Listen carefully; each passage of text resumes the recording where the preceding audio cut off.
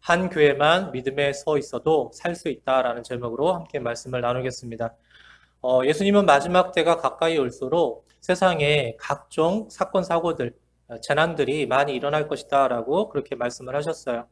그래서 오늘날 우리가 살고 있는 이 세상 가운데에서 일어나고 있는 현상들을 가만히 보면 유독 많이 일어나는 것이 무엇입니까? 그러니까 자연현상이 많이 일어나지 않습니까? 자연적인 재앙들이 굉장히 많이 일어납니다. 그래서 우리나라 가장 가까운 일본이라고 하는 나라도 보면은 그 지진이 끊이진 않지 않습니까? 뿐만 아니라 이제 중국이라고 하는 나라도 스촨성이라고 하는 곳은 엄청나게 지진이 일어나서 많은 사람들이 죽기도 하고 지금도 여전히 위험지역이고 그러지 않습니까? 뿐만 아니라 최근에 들어서 미국 같은 경우도 이 캘리포니아라고 하는 것도 지금 겨울인데 그런데 겨울 날씨 같지 않게 온도가 뭐 30도 이상 올라가지고 굉장히 이상 기온이다 이렇게 이야기를 하고요. 그러다 보니까 뭐 강풍도 불고 산불도 많이 일어나고 그런 여러 가지 현상들이 일어나고 있다 그런 얘기를 들었습니다. 그런데 이런 자연재앙 같은 것들이 요즘만 유독 일어나는 것이 아니라 사실은 옛날부터 있어 왔어요. 예전에 있었습니다. 로마 시대 때에 이 폼페이라고 하는 나라 그 섬이 있었거든요. 이 폼페이라고 하는 곳은 화산 폭발이 일어나면서 멸망당한 것으로 우리가 알려져 있지 않습니까? 이때의 상황을 기록한 그 플리니라라고 하는 사람이 기록한 그 기록을 보면 처음에는 바다가 막 출렁거리기 시작했다는 거예요. 그러니까 뭔가 화산이 폭발하기 직전에 뭔가 그 진동이 일어나지 않았겠습니까? 그러니까 바다가 뭐 출렁였겠죠.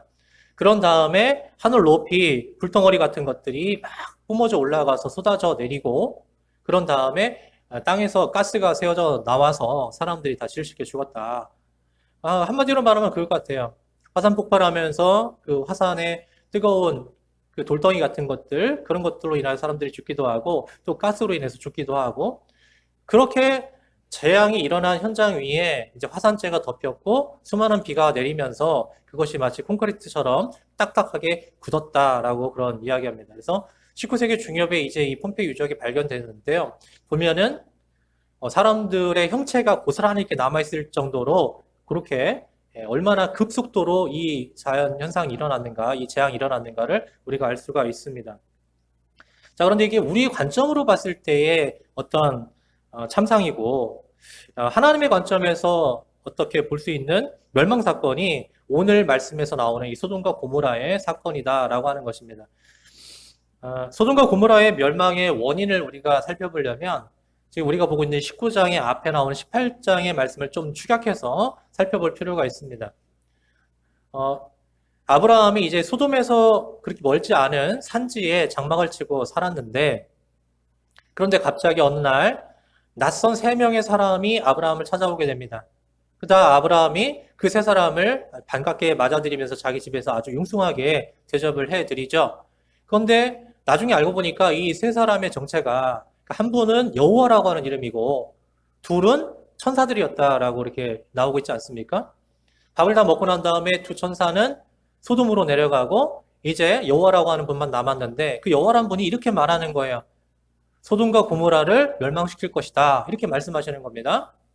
그래서 왜 그러냐? 그랬더니 지금 이 소돔과 고모라의 죄악상이 하늘을 찌른다는 거예요.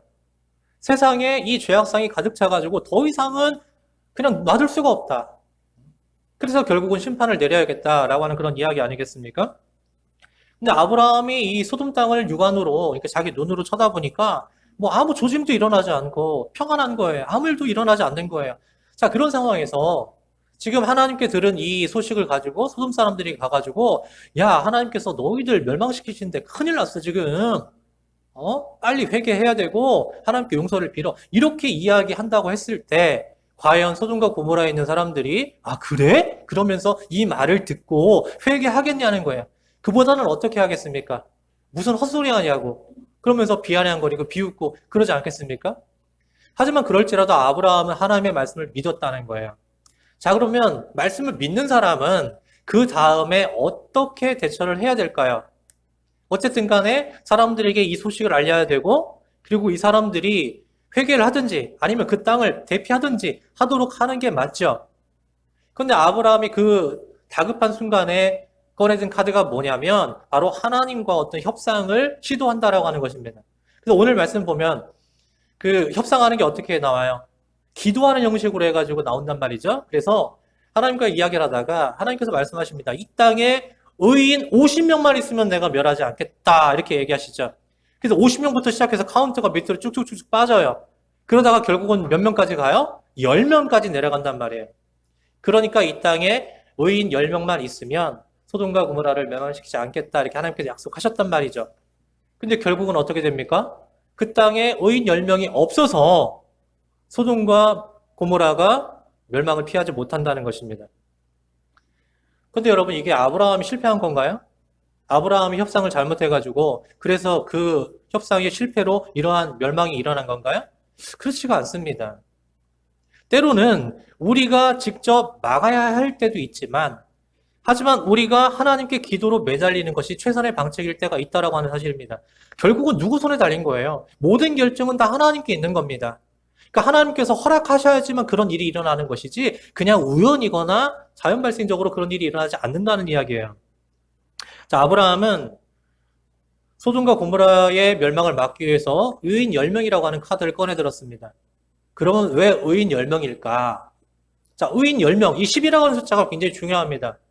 왜 그러냐면 그 당시에 한 가정을 이루는 최소의 단위가 10명이라고 하는 숫자였기 때문에 그래요. 자, 우리나라는 지금 핵가족 시대이기 때문에 뭐 3명, 4명 뭐 이렇죠. 그런데 옛날만 하더라도 그냥 10명은 우습죠. 한 가족이 이루어지는데 10명 우습지 않습니까? 우리 어머니 세대, 우리 할머니 세대를 한번 가만히 보세요. 10명 우습단 말입니다. 그러니까 이게 최소 단위라는 거예요. 10명은 한 가정을 이루는 최소 단위였다. 그러니까 이건 무슨 말입니까? 그 10명이 없어서 한 가족, 믿음의 가족 그 한 가족이 없어가지고 결국 소돔과 고모라가 이렇게 멸망을 당하게 되었다라고 하는 것입니다. 여러분, 요즘에 여러분들 두렵게 하고 또 여러분들의 마음을 심란하게 하는 그런 키워드들이 뭐가 있습니까? 아마 가장 첫 번째가 아까도 말했다시피 코로나 아닐까요? 모든 사람들이 코로나 신경 쓰고 있습니다. 이게 뭐 치명률은 많이 내려갔다고는 하지만 사실 걸리면 따가운 눈총도 받아야 되고 직장 생활하는데도 많은 지장을 받게 되고 또 격리도 받아야 되고 뭐 불편한 것이 한두 가지가 아닙니다. 뿐만 아니라 그로 인해서 생계 문제까지 따라와요, 이제. 그죠? 생계 문제. 그 다음에 이제 얼마 안 있으면 대선 문제. 이것도 심각한 문제 아니겠어요? 거기에다가 정치 경제 문제, 그리고 사회적인 문제로는 뭐 자살이라든지 아니면 동성애 문제라든지 하여간 줄줄이 따라오는 문제들이 굉장히 산적해 있습니다. 자, 그런데 이것들은 우리의 관점에서 보는 문제고, 우리의 관점에서 이게 문제다, 심각하다, 이렇게 보는 거고, 하나님의 관점으로 봤을 때, 이 소돔과 고모라와 같은 현상, 이 소돔과 고모라와 같은 이러한 상황에서 하나님의 그 원인은 무엇이냐라고 하는 거예요. 그게 뭐냐? 바로 동성애자들 간의 야간 난동으로 그렇게 이야기하고 있다라고 하는 것입니다. 여러분, 물론 소돔과 고모라가 동성애자들 때문에 다 멸망하고 망한 건 아니라고 생각해요. 그 안에는 여러 가지 강력 범죄 사건이라든지 아니면 각종 비리와 부정부패라든지 여러 가지 사회를 혼란시키는 문제들도 있었겠죠. 그것들 때문에 멸망할 수밖에 없는 상황도 있었겠죠. 하지만 하나님께서는 하나를 콕 찍어가지고 바로 이 동성애자들의 집단 낭동을 주 원인으로 지목하고 계시다라고 하는 것입니다. 왜 그러냐? 다른 것들도 다 중범죄지만 다 심히 어려운 문제지만 그러나 바로 동성애자의 문제, 이 문제는 하나님께서 가장 혐오하고 가장 끔찍하게 여기시는 그러한 악한 문제였기 때문에 그렇다는 거예요. 여러분, 아브라함을 찾아왔던 두 천사, 이제 소돔으로 들어갔다고 하지 않습니까? 사람의 모양을 하고서 소돔성을 들어갔어요. 소돔 성문을 지나치는데 사실은 여러분, 한 그 성에 사람들이 하루에만도 드나드는 사람들이 수십에서 수백은 될 거 아닙니까? 드나들고 왔다 갔다. 그러니까 비록 낯선 사람들이 왔다 갔다 할지라도 그런 사람들에게 다 시선이 가진 않겠죠. 다 관심을 두진 않을 거 아니겠습니까? 그런데 아브라함의 조카인 롯이 성문에 앉아 있다가 보니까 낯선 사람들이 들어오는 거예요. 그 어떻게 했느냐? 그러니까 별 볼 일 없게 생각한 게 아니라 그들에게 가서 우리 집에 와서 묵으시라고 머물다 가시라고 이렇게 이야기를 합니다. 초대를 한 거예요. 그랬더니 이 두 사람이 아니다, 우리 길바닥에서 자겠다 이러니까 간청을 해가지고 겨우겨우 데리고 가가지고 자기 집으로 데려갑니다. 그러니까 친절을 베푼 거예요. 여러분, 믿음의 사람들은 이런 친절함이 있어야 될 줄 믿습니다. 오늘날 믿음의 사람들의 이미지가 어때요? 친절함보다는 자기들밖에 몰라. 너무나도 편협해. 이런 생각들이 굉장히 많잖아요. 그렇게 해가지고 사람들을 우리가 만날 수도 없고 사람들의 마음을 우리가 가질 수도 없어요. 우리 믿음의 사람들은 항상 친절함을 보여줄 수 있어야 합니다. 자, 여기까지는 분위기 좋습니다. 친절하게 잘 해가지고 집으로 데려왔어요. 그런데 그 다음에 문제가 터집니다. 뭐냐면 이 소식을 듣고 이 소돔에 있는 온갖 동성애자들이 말이죠. 다 죄다 몰려오는 거예요, 롯의 집으로. 그래가지고 당장 그 손님들 내놔라. 밖으로 끌어내라. 우리가 그들과 상관하겠다. 여기 상관한다는 말은 뭐냐면 그들과 성관계를 갖겠다라고 하는 이야기거든요. 그러니까 동성애자들이 와서 그 두 사람을 끌어내서 성관계를 갖겠다. 이게 무슨 어처구니 없는 일입니까? 그런 짓을 하는 거예요. 자들도 낮에는 그냥 평범하게 살았을 거예요. 그냥 뭐 써놓진 않잖아요. 나 동성애자야 이렇게 써놓고 살진 않잖아요. 그러니까 평범하게 뭐 자기 일하면서 이렇게 살았을 겁니다. 그런데 보니까 언제 찾아왔느냐? 해가 떨어지니까 찾아왔단 말이에요. 낮에는 평범했던 사람들이 해 떨어지니까 이제 어둑어둑해지니까 자기의 정체성을 드러내고 소위 말해서 순리에 맞지 않는 행위를 하기 위해서 롯의 집으로 찾아왔다는 얘기죠. 여러분, 이 두 천사가 소돔성에 들어올 때 롯은 자비로운 눈으로 그들을 바라다봤고 그들에게 친절을 베풀었어요. 그런데 지금 이 동성애자들은 어떻습니까? 이 두 천사를 뭐로 보고 있어요? 성적인 욕망의 눈으로 그들을 쳐다보고 결국은 성행위를 하겠다라고 하는 식으로 지금 나가고 있는 거 아니겠습니까? 이것이 바로 멸망당하기 전 소돔성의 상황이었다라고 하는 것입니다. 여러분 어떻게든지 롯은 그들을 설득하려고 합니다. 그러지 마시라고, 그러지 말라 그러면서 어떤 타협을 하려고 하는데 근데 이 롯도 좀 이상해요. 롯이 내놓은 타협점도 굉장히 이상합니다. 자 보실까요? 창세기 19장 8절입니다. 내게 남자를 가까이 하지 아니한 두 딸이 있노라. 청하건대 내가 그들을 너희에게로 이끌어 내리니 너희 눈에 좋을 대로 그들에게 행하고 이 사람들은 내 집에 들어왔은즉 이 사람들에게는 아무 일도 저지르지 말라. 롯이 뭐라고 하는 거예요? 자기 딸들을 내줄 테니까 마음대로 해라. 아니 어떤 아비가 이래요. 말도 안 되는 거잖아요. 그러니까 자기 딸들을 자기 소유물 정도로 여겼던 거죠. 그러니까 이런 짓을 하는 거 아니겠습니까? 그러니까 니들 마음대로 해라. 자, 그런데 그렇게 했음에도 불구하고 이 동성애자들이 어떻게 합니까? 그래? 우린 그렇게 못하겠다. 너무 좀 맞아 죽어야겠다. 그러면서 롯을 공격하려고 해요. 그자 집안에 있던 두 천사가 롯을 집 안으로 끌어들이고 문을 닫아버리고 그 다음에 어떻게 하느냐? 집 바깥에 에워싸고 있는 동성애자들의 눈을 다 멀게 만듭니다. 여러분 저는 생각합니다.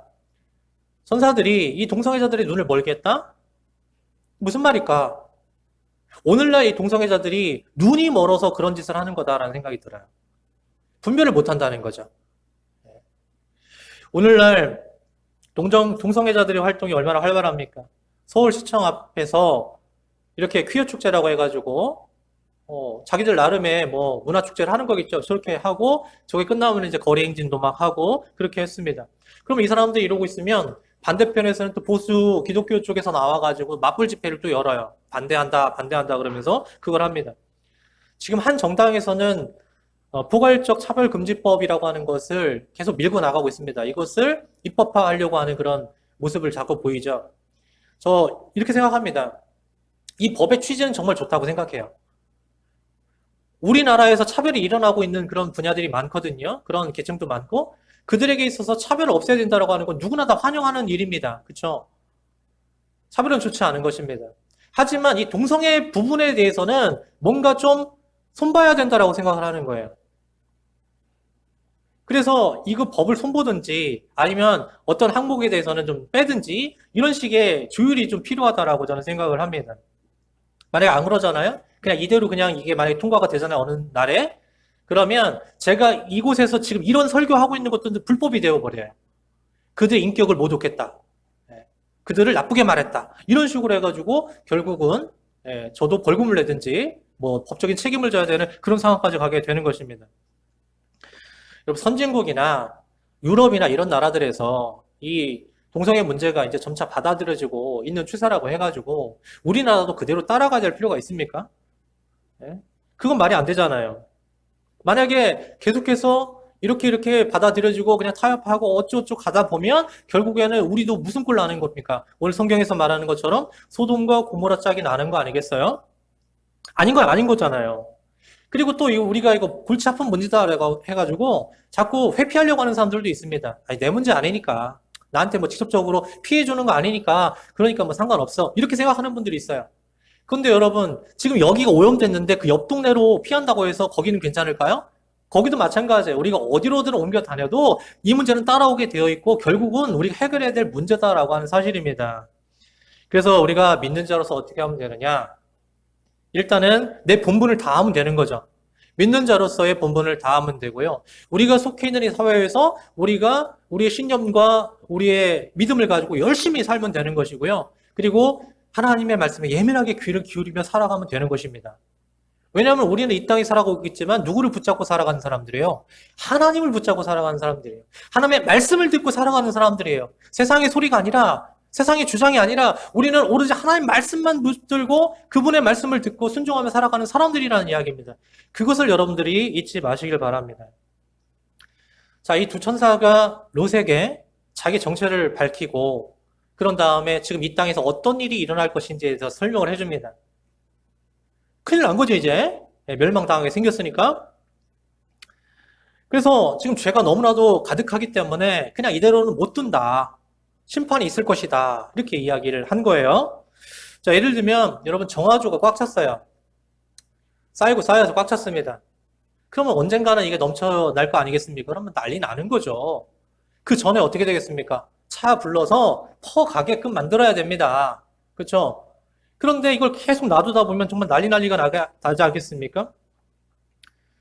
여러분, 많은 사람들이 생각해요. 소돔과 고모라가 그냥 재수 없어서 망한 걸 수도 있다. 이렇게 생각하는 사람도 있어요. 근데 그런 게 아닙니다. 분명한 원인이 있기 때문에 소돔과 고모라가 망한 거죠. 너무나도 죄악이 가득 차서 더 이상은 어쩔 수가 없는 상황까지 간 겁니다. 이 두 천사는 롯에게 빨리 자기 식구들을 데리고 여기를 벗어나라고 이렇게 이야기를 해줍니다. 그래서 이 심판의 범위를 알려주는데 이 심판의 범위는 바로 이 온 평지다라고 이야기합니다. 이 부근에 있는 온 평지를 벗어나야 살 수 있다. 이렇게 얘기를 해줍니다. 그러면은 평지를 벗어나려면 어떻게 산으로 올라가면 되겠죠? 산지로 가면 된다는 이야기입니다.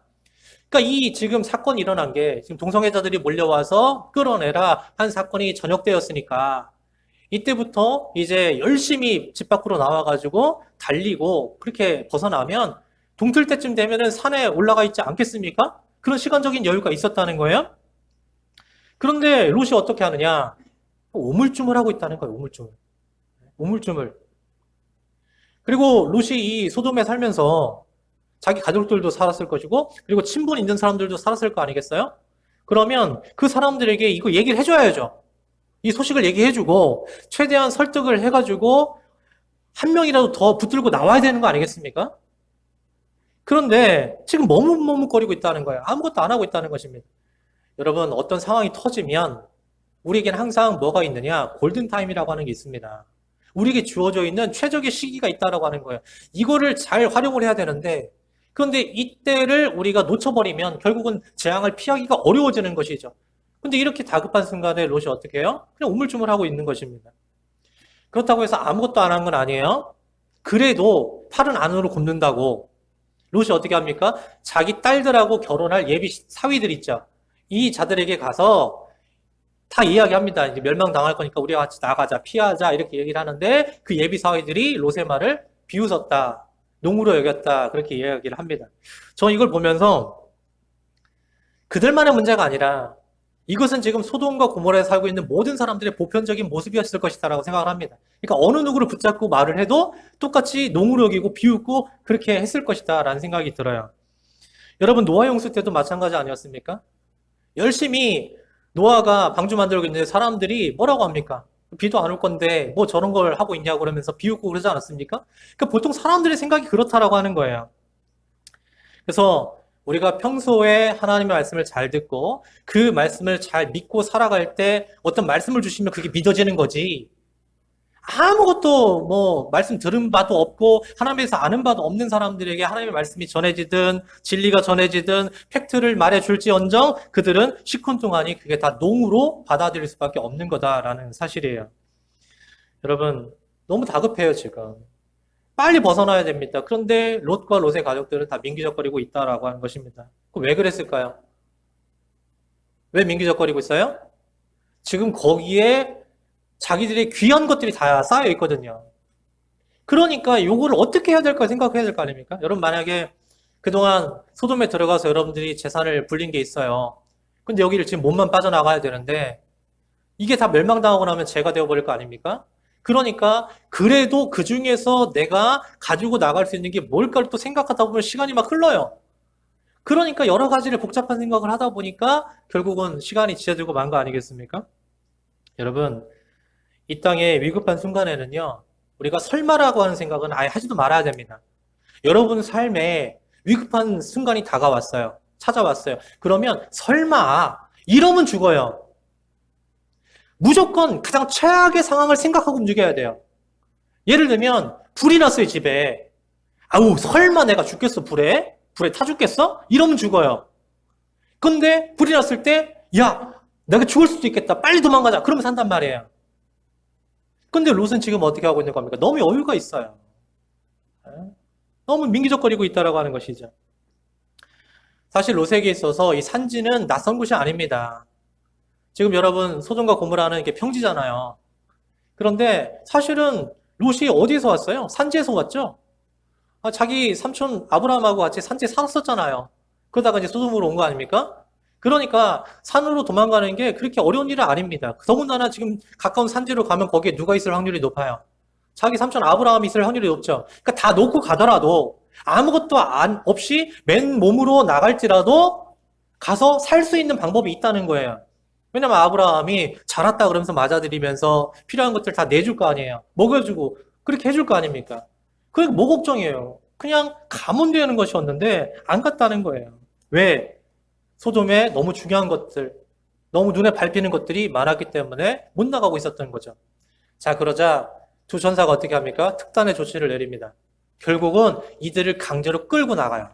안 나가려고 하니까 강제로 끌고 나가요. 한 손에는 롯과 롯의 부인을 끌고 나가고 다른 한 손에는 이제 딸들을 붙들고 질질 끌면서 이제 소돔과 고모라를 벗어나게 되는 겁니다. 여러분, 근데 참 그렇죠. 그래도 롯의 가정도 나름 믿음의 가정이잖아요. 약간 나이론기가 있지만 그래도 믿음의 가정 아닙니까? 그러면 뭐 그냥 재물을 못 갖고 온 건 그렇다고 치더라도 거기에 살면서 이웃 사람들에게 전도도 좀 하고 하나님 믿으라고 좀 하고 그래서 나올 때 도망 나올 때 사람들을 좀 몇이라도 끌고 나왔어야지 되는 거 아니겠어요? 그게 믿음의 사람이지. 그런데 자기들도 안 나오려고 민기적거리고 결국은 그렇게 하니까 하나님의 천사들이 강제로 끌고 나오는 그런 상황까지 오게 된 거 아닙니까? 여러분 우리는 그렇게 살지 맙시다.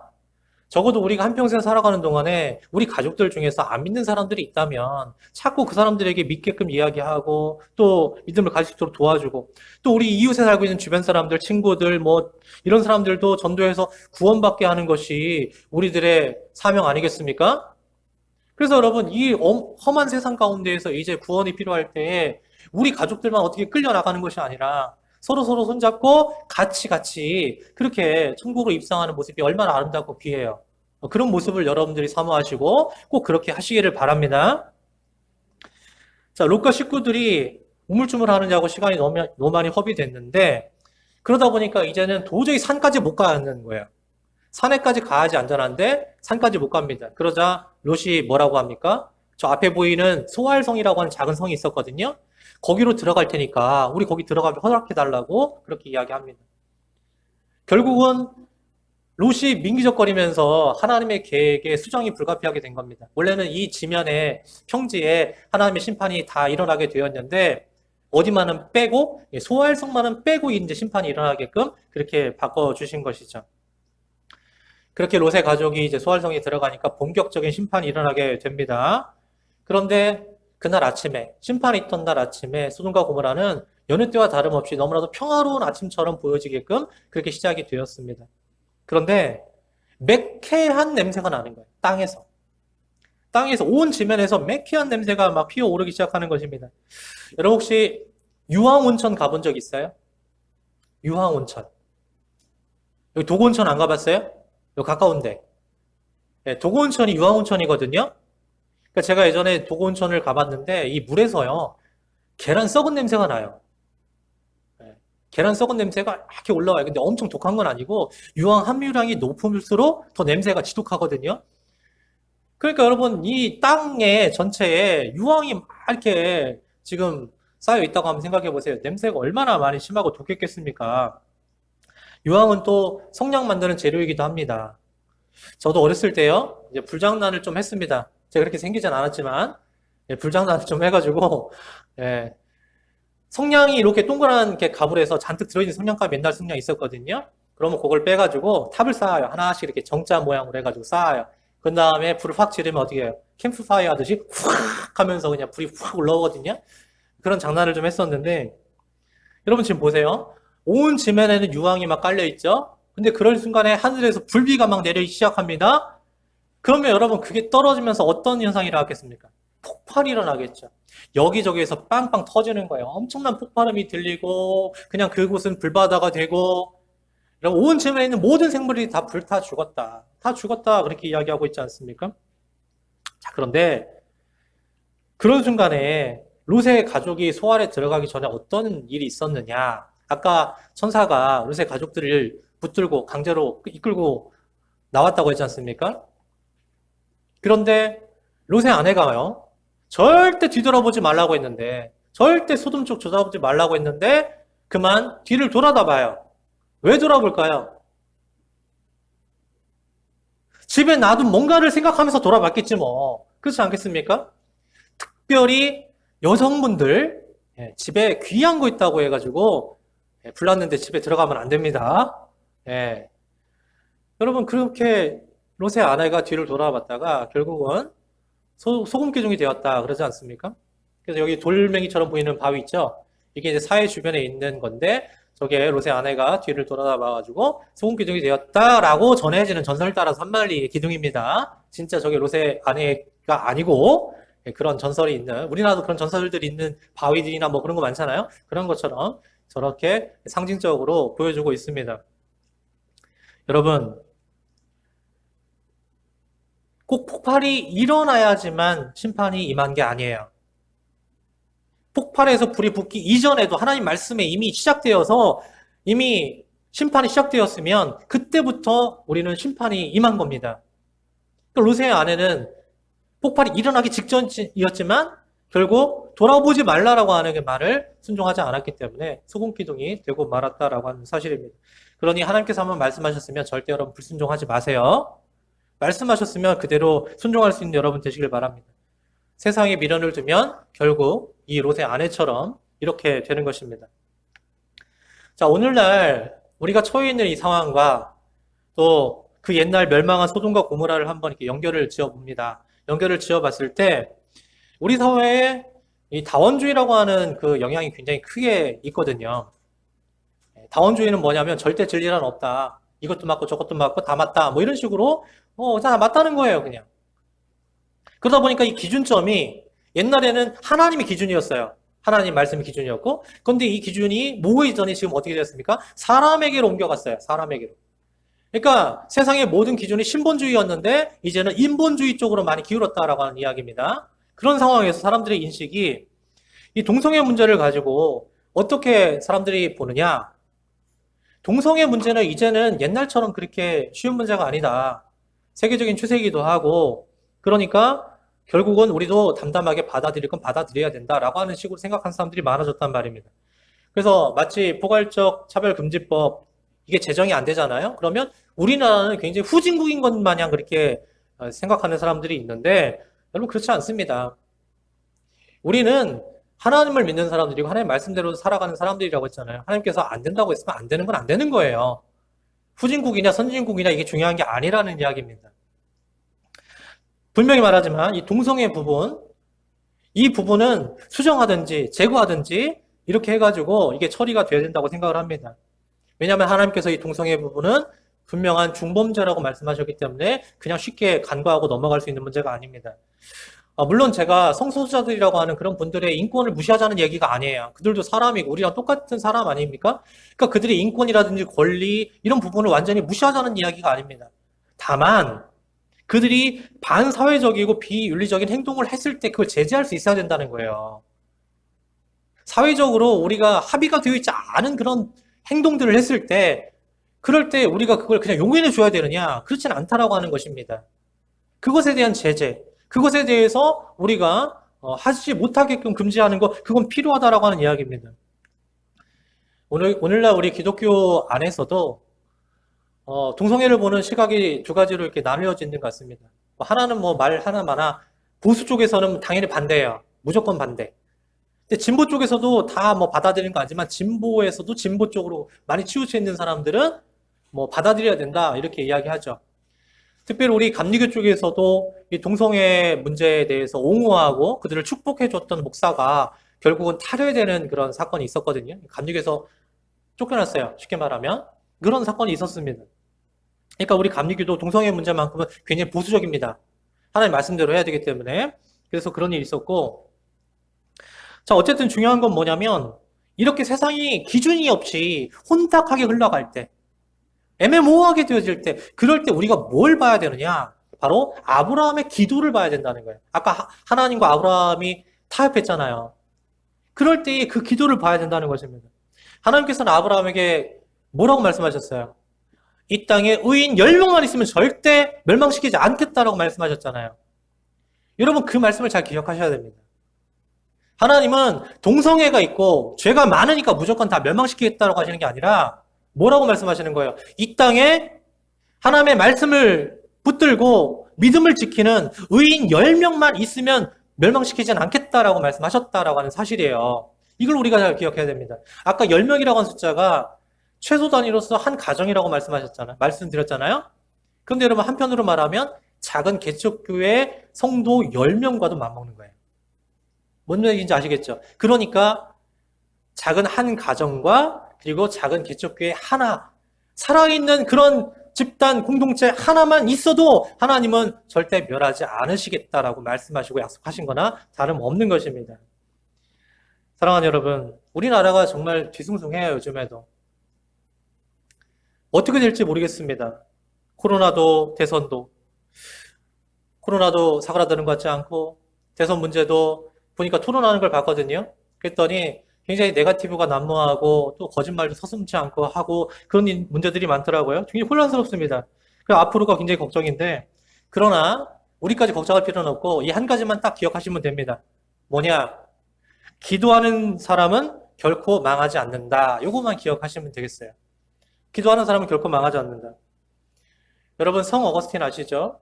이 어거스틴이 젊은 날에 얼마나 방탕했는지 사생아도 낳고 이단에도 빠져가지고 막 정신 못 차리고 있었습니다. 그럴 때 그의 어머니가 한 목사님에게 찾아가서 우리 아들 좀 어떻게 좀 붙잡아 달라고 권면해 달라고 부탁을 합니다. 그러자 그 목사님이 그랬대요. 지금 당신 아들은 너무 마음이 교만해서 내가 뭔 말을 해도 안 들을 겁니다. 하지만 눈물로 기도하는 부모를 둔 아들은 절대 망하지 않습니다. 라고 말했다는 거예요.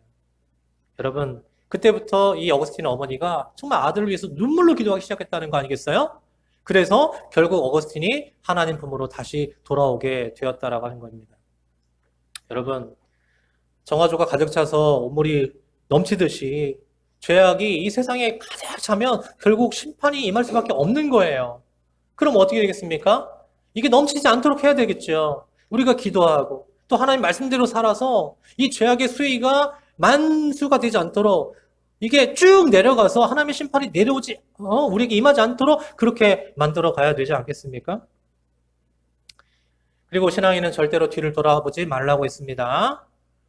내가 거기를 떠나왔는데 말이죠. 최악의 자리를 떠나왔는데 자꾸 그때가 더 좋았다, 거기가 좋았다 그러면서 뒤돌아보면 어떻게 되겠습니까? 결국 멸망하는 거죠.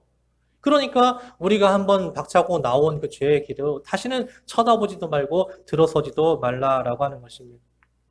그럼 우리는 어디를 보고 가야 되느냐? 이제는 심판 임하는 이 평지가 아니라 하나님께서 가라고 하시는 저 산으로 올라가면 되는 것입니다. 거기가 구원의 장소고 거기가 살 곳이기 때문에 산으로 올라가라고 하셨습니다. 여러분 오늘날 그 산이 어디겠습니까? 바로 교회입니다.